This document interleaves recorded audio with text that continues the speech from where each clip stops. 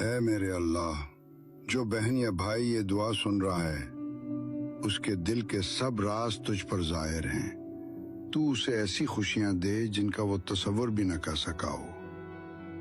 اے اللہ کریم، جو تھک چکا ہے اسے آرام دے، جو رو رہا ہے اسے مسکراہٹ دے، جو اکیلا ہے اسے اپنی معیت عطا فرما۔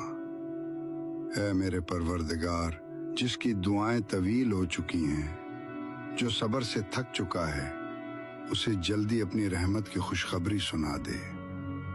اے میرے مالک، اسے ایسی صحت عطا فرما جو تیرے ذکر میں مدد دے، ایسی عبادت نصیب فرما جو دل سے ہو، اور ایسا رزق دے جو پاک ہو، حلال ہو اور برکت والا ہو۔